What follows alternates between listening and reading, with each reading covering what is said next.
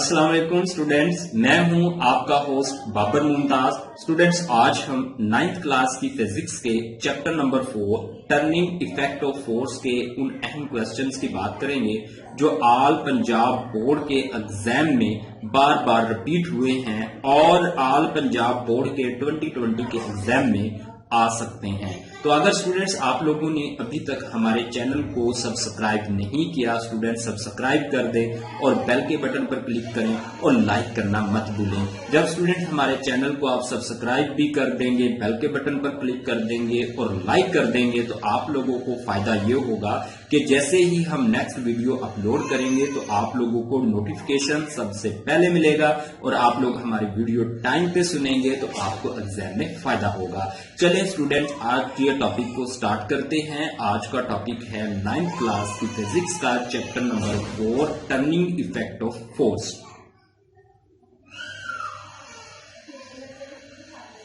अब student, turning effect of force में सबसे जो अहम आर्टिकल है वो है स्टूडेंट्स लाइक और अनलाइक पैरेलल फोर्सेस। 4.1 टॉपिक है। अब इसमें से अक्सर पेपर में क्वेश्चन आता है लाइक पैरेलल फोर्सेस से क्या मुराद है, मिसाल दीजिए। अनलाइक पैरेलल फोर्सेस से क्या मुराद है, मिसाल दीजिए। लाइक और अनलाइक पैरेलल फोर्सेस में फर्क बयान कीजिए।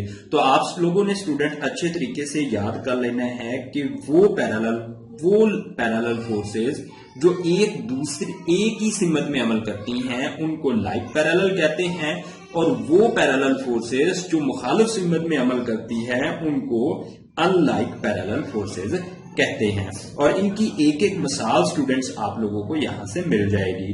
तो आप लोग यहां से एक एक मिसाल भी याद करके रखें ताकि एग्जाम में अगर क्वेश्चन आ जाए लाइक पैरेलल फोर्सेस से क्या मुराद है, मिसाल दीजिए। अनलाइक पैरेलल फोर्सेस से क्या मुराद है, मिसाल दीजिए।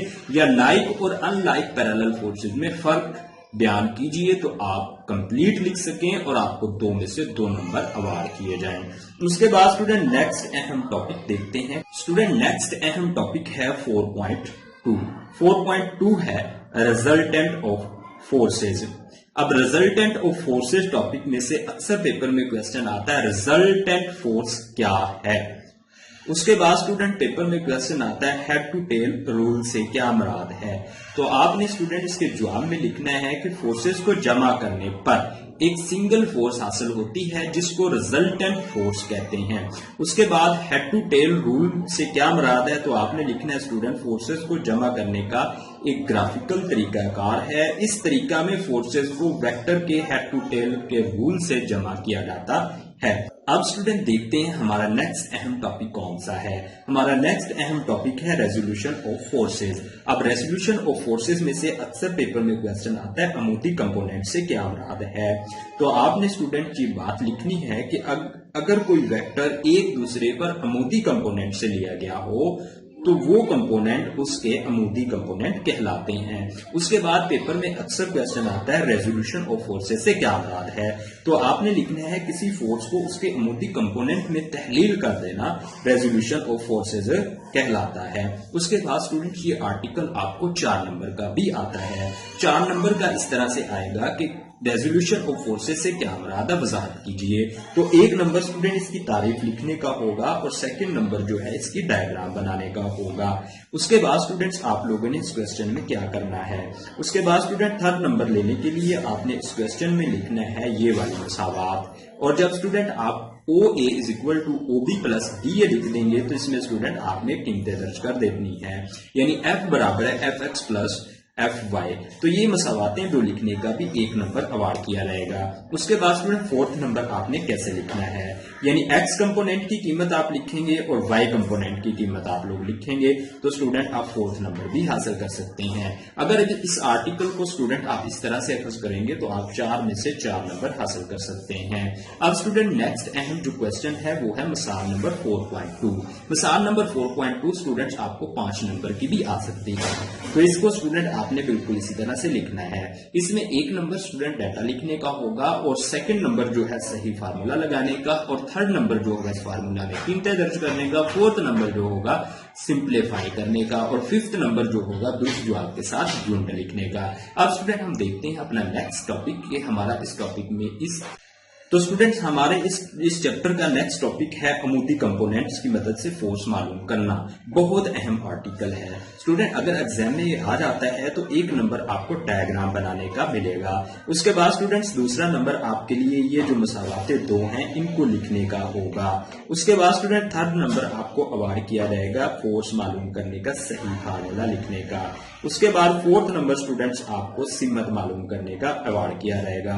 तो स्टूडेंट रेजोल्यूशन ऑफ फोर्सेज और अमूदी कंपोनेंट की मदद से फोर्स मालूम करना दोनों आर्टिकल बहुत अहम हैं। अगर आपको एग्जाम में इस चैप्टर में से आर्टिकल आता है तो फिर स्टूडेंट उम्मीद की जाती है कि आपको रेजोल्यूशन ऑफ फोर्सेज वाला क्वेश्चन आ जाएगा या फिर किसी ग्रुप को अमूदी कंपोनेंट वाला क्वेश्चन आ जाएगा। तो इन आर्टिकल को आपने अच्छे तरीके से अखज कर लेना, यानी पक्के वाला याद कर लेना है। इन दोनों आर्टिकल्स में से एक आर्टिकल आपको पेपर में जरूर आएगा। उसके बाद स्टूडेंट हमारा नेक्स्ट अहम टॉपिक है 4.4 टार्क या मोमेंट ऑफ फोर्स।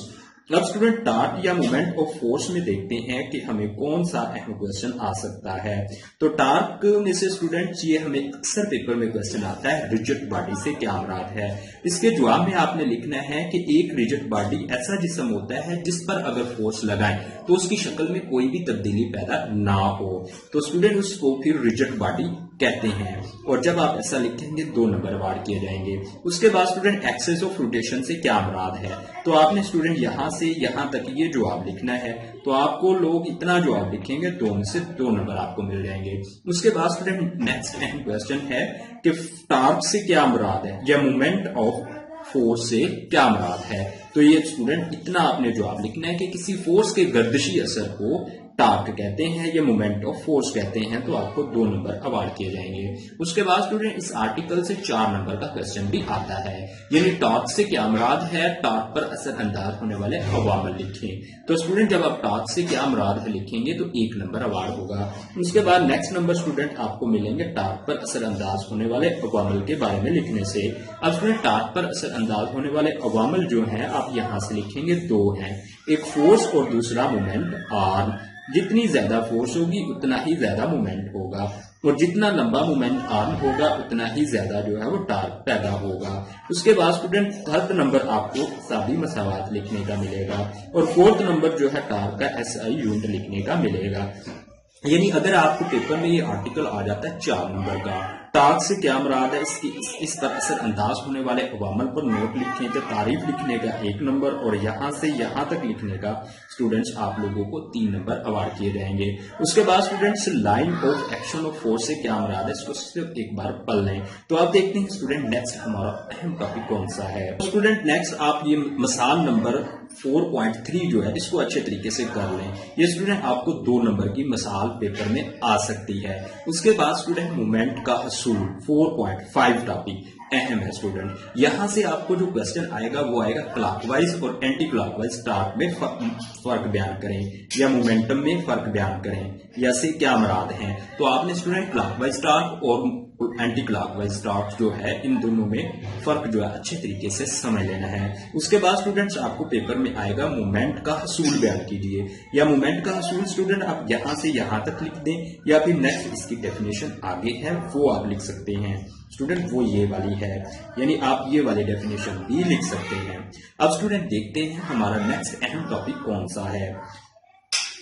स्टूडेंट हमारा नेक्स्ट अहम टॉपिक है centre of mass. Centre of mass का स्टूडेंट क्वेश्चन अक्सर पेपर में आता है कि सेंटर ऑफ मास से क्या मुराद है। तो स्टूडेंट इसके जवाब में आपने लिखना है कि किसी जिस्म का सेंटर ऑफ मास वो वाला पॉइंट होता है जिसपे अगर फोर्स लगाएं तो वो बगैर घूमे हरकत करता है। तो स्टूडेंट इस डेफिनेशन को अपने अच्छे तरीके से कर लेना, ये बहुत अहम क्वेश्चन है। उसके बाद centre of gravity. Student centre of gravity की डेफिनेशन आगे है, यानी यहाँ पे स्टूडेंट्स आपने लिखना है कि सेंटर ऑफ ग्रेविटी किसी जिस्म में वो पॉइंट होता है जहां पर उसका तमाम वजन अमूदन नीचे की जानिब हरकत करता है। तो स्टूडेंट अक्सर जो है सेंटर ऑफ मास और सेंटर ऑफ ग्रेविटी वाले क्वेश्चन में स्टूडेंट्स जो है वो कंफ्यूज हो जाते हैं। तो स्टूडेंट आपने बात याद रखनी है कि सेंटर ऑफ ग्रेविटी वो पॉइंट होता है जहां पे ऑब्जेक्ट का तमाम वजन अमूदन नीचे की तरफ अमल करता है, और सेंटर ऑफ मास वो पॉइंट होता है जिसपे अगर फोर्स लगाई जाए तो ऑब्जेक्ट बगैर घूमे हरकत करता है। तो ये दोनों क्वेश्चन स्टूडेंट आपने अच्छे तरीके से कर लेने हैं। तो यहाँ पे स्टूडेंट्स ऑब्जेक्ट हैं, यानी कुछ ऑब्जेक्ट की रेगुलर शक्लें हैं, ये आपको नजर आ रहे हैं सभी स्टूडेंट। एक रॉड है, एक जो है वो स्क्वायर है, सर्कल है, रेक्टेंगल है, ट्राइंगल है, सिलेंडर है स्टूडेंट। तो इन सभी के सेंटर ऑफ ग्रेविटी आपको निकालने आने चाहिए। तो एग्जाम में अक्सर क्वेश्चन आ जाता है कि एक ट्राइंगल का सेंटर ऑफ ग्रेविटी जो है वो कैसे निकाला जाता है। तो ये बाकायदा शक्लें हैं और इन सभी के सेंटर ऑफ ग्रेविटी को निकालने का तरीकाकार का आपको पता होना चाहिए। उसके बाद स्टूडेंट नेक्स्ट अहम टॉपिक है हमारे पास, बहुत अहम क्वेश्चन है। ये अक्सर स्टूडेंट 4 नंबर का आर्टिकल आता है। तो ये किस तरह से आएगा कि एक बेकायदा शक्ल के पतले परत का सेंटर मालूम करने, सेंटर ऑफ ग्रेविटी मालूम करने का तरीकाकार लिखें। तो स्टूडेंट जब आपने तरीकाकार लिखना है तो रफ से ये डायग्राम जरूर बनानी है। उसके बाद ये सारा इस डायग्राम के बारे में लिखा हुआ है और ये स्टूडेंट आपने तजर्बा भी इस डायग्राम के बारे में है। तो आपने इस डायग्राम को समझ के अच्छे तरीके से इस आर्टिकल को याद कर लेना है। जब आप ये डायग्राम बना के और ये तरीकाकार सारा लिखेंगे तो स्टूडेंट आपको एग्जाम में 4 में से 4 नंबर अवार्ड किए जाएंगे। उसके बाद स्टूडेंट बहुत अहम क्वेश्चन है कपल। स्टूडेंट कपल से क्या मुराद है, बहुत अहम क्वेश्चन है और इसकी हिसाबी मसावात अखज कीजिए। तो आपको स्टूडेंट 1 नंबर मिलेगा कपल की दुरुस्त तारीफ लिखने का। तो आप देखते हैं स्टूडेंट कपल की दुरुस्त तारीफ आप लोग क्या लिखेंगे। यानी जब स्टूडेंट आप लिखेंगे दो ऐसे अनलाइक पैरेलल फोर्सेस जो एक दूसरे के मसावी हो लेकिन एक ही लाइन में अमल ना करें, तो वो क्या करती हैं, कपल पैदा करती हैं। तो 1 नंबर स्टूडेंट अवार्ड किया जाएगा इसका। उसके बाद आप लोग स्टूडेंट वजाहत करेंगे तो यहां से यहां तक लिखेंगे स्टूडेंट, ये मसावात भी आप लोग अखज करेंगे और यहां तक स्टूडेंट आप लोग लिख देंगे। तो आर्टिकल इस तरह से करेंगे, आपको 4 में से 4 नंबर अवार्ड किए जाएंगे। उसके बाद स्टूडेंट इक्विलिब्रियम से क्या मुराद है, बहुत अहम क्वेश्चन है। अक्सर पेपर में क्वेश्चन आता है कि इक्विलिब्रियम से क्या मुराद है, वजाहत कीजिए। तो आपने इक्विलिब्रियम की तारीफ लिखनी है और ये डायग्राम रफ सी बना के स्टूडेंट्स आप लोगों ने इसके बारे में एक्सप्लेन करके वजाहत कर देनी है। उसके बाद स्टूडेंट बहुत अहम आर्टिकल है इक्विलिब्रियम की शराइत। इक्विलिब्रियम की शराइत अक्सर ये आर्टिकल 4 नंबर का भी आता है, 2 नंबर का भी आता है कि कोई भी जिस्म इक्विलिब्रियम की पहली शर्त पर उस वक्त पूरा उतरता है जब उस पर अमल करने वाले तमाम फोर्सेस का रिजल्ट 0 हो। तो यहाँ पे स्टूडेंट अगर 4 नंबर का ये आर्टिकल आता है तो आप लोगों ने ये भी लिखना है। अगर 2 नंबर का आता है तो आप लोग तारीफ लिखें और साथ sigma F is equal to 0 लिख दें। उसके बाद स्टूडेंट 4 नंबर का आएगा तो आप लोग यहाँ से यहाँ तक बिल्कुल डिटेल में बयान करेंगे, ये सारा डिटेल में आप लोग बयान करेंगे। उसके बाद स्टूडेंट नेक्स्ट अहम टॉपिक है हमारा इक्विलिब्रियम की दूसरी शराइत। इक्विलिब्रियम की दूसरी शराइत पर नोट लिखें। तो ये स्टूडेंट अक्सर जो है पेपर में क्वेश्चन आता है और ये आपने लिख देना है स्टूडेंट इक्विलिब्रियम की दूसरी शराइत पर नोट और इसकी वजाहत करें। तो स्टूडेंट आप लोगों ने वजाहत किस तरह से करनी है, ये वाली सबसे पहले आपने डेफिनेशन लिखनी है कि कोई भी ऑब्जेक्ट इक्विलिब्रियम की दूसरी शर्त पर पूरा उतरता है अगर इस पर अमल करता टार का रिजल्ट जो है वो 0 हो, sigma T is equal to 0। यह हिसाबी मसावात भी लाजमन लिखनी है। और अगर स्टूडेंट एक्सप्लेन करने वाला 4 नंबर का क्वेश्चन हो तो फिर आप लोगों ने ये यहाँ से स्टूडेंट जो है ये इसकी वजाहत भी कर देनी है और ये वाली डायग्राम जरूर बनानी है, यानी ये डायग्राम जो है वो जरूर बनानी है स्टूडेंट्स आप लोगों ने। उसके बाद स्टूडेंट देखते हैं नेक्स्ट अहम टॉपिक कौन सा है। स्टूडेंट नेक्स्ट अहम टॉपिक है इक्विलिब्रियम की हालतें। अब स्टूडेंट इक्विलिब्रियम की 3 हालतें होती हैं, कैंपजेर इक्विलिब्रियम। ये आपने कैंपजेर इक्विलिब्रियम के बारे में लिखना है और यहां से स्टूडेंट एक मिसाल भी आपने याद रखनी है। उसके बाद स्टूडेंट नेक्स्ट अहम टॉपिक जो है वो क्वेश्चन है कि इक्विलिब्रियम की दूसरी हालत। इक्विलिब्रियम की दूसरी हालत जो है वो गैर कैंपजेर इक्विलिब्रियम और इसकी ये तारीफ लिखनी है और कोई एक मिसाल स्टूडेंट आप लोगों ने गैर कैंपजेर इक्विलिब्रियम की लिख देनी है। थर्ड जो हालत है स्टूडेंट वो है न्यूट्रल इक्विलिब्रियम। तो आप लोगों ने स्टूडेंट न्यूट्रल इक्विलिब्रियम की जो है वो यहाँ से स्टूडेंट ये वाली तारीफ लिखनी है और एक मिसाल भी याद कर लेनी है। आपको स्टूडेंट पेपर में 4 नंबर का क्वेश्चन भी आ सकता है कि इक्विलिब्रियम की हालतों पर नोट लिखें। तो आप लोगों ने स्टूडेंट इक्विलिब्रियम की 3 हालतें होती हैं, कैंपजेर इक्विलिब्रियम, गैर कैंपजेर इक्विलिब्रियम और न्यूट्रल इक्विलिब्रियम। तो इन तीनों हालतों की आपने तारीफ करनी है। तारीफ के बाद स्टूडेंट्स आप लोगों ने मिसाल भी देनी है ताकि एग्जाम में आपको 4 में से 4 नंबर मिल सके। उसके बाद स्टूडेंट स्टेबिलिटी और सेंटर ऑफ मास की पोजीशन बयान करें। तो यहाँ से स्टूडेंट एमसीक्यूज भी आता है। एमसीक्यूज ये आता है कि रेसिंग जो कार होती है उनके सेंटर ऑफ ग्रेविटी जो है वो नीचे क्यों रखे जाते हैं, तो आपने इसका जवाब देना है ताकि वो स्टेबल रहें, तेज रफ्तार हरकत करने के दौरान भी स्टेबल रहें यहां से। और एक और बात स्टूडेंट पॉइंट आपने याद रखना है, अगर किसी ऑब्जेक्ट को आपने स्टेबल करना है तो उसका सेंटर ऑफ ग्रेविटी क्या कर दिया जाता है, वेरी गुड, नीचे ले जाया, जितना नीचे हो सकता है उतना नीचे लाएं तो वो स्टेबल हो जाएगा। उसके बाद स्टूडेंट हम देखते हैं इसके जो ये सवालात में स्टूडेंट सबसे पहले ये शुरू होते हैं एमसीक्यूज, और ये एमसीक्यू स्टूडेंट यहाँ पे तकरीबन हैं हमारे पास, जो इस चैप्टर के एमसीक्यूज हैं वो है स्टूडेंट्स तकरीबन यहाँ पे 8, और ये एमसीक्यूज 8 जो है स्टूडेंट्स आपने इनको अच्छे तरीके से याद कर लेना है, पक्के वाला याद कर लेना है। ये एमसीक्यूज आपको एग्जाम में कोई 1 नंबर जरूर दिलाएंगे। उसके बाद स्टूडेंट्स हम देखते हैं इस चैप्टर में अहम न्यूमेरिकल्स। अब इस चैप्टर के अहम न्यूमेरिकल कौन से हैं, यानी अगर इस चैप्टर में से आर्टिकल नहीं आता तो एक्सपेक्टेड है न्यूमेरिकल आएंगे। तो स्टूडेंट इस चैप्टर का जो न्यूमेरिकल 4.2 बहुत अहम है, इसको आपने अच्छे तरीके से कर लेना है। 4.3 भी अहम है स्टूडेंट, 4.4 बहुत अहम न्यूमेरिकल है, 4.5 भी अहम है, 4.6 अहम आर्टिकल है, और स्टूडेंट 4.9 जो है, उसके बाद 4.10 जो है, ये स्टूडेंट वो अहम न्यूमेरिकल हैं जो इस चैप्टर में से अक्सर एग्जाम में आते हैं। अगर आप लोग ये न्यूमेरिकल कर लें तो स्टूडेंट्स आप 5 नंबर का न्यूमेरिकल हल कर सकते हैं।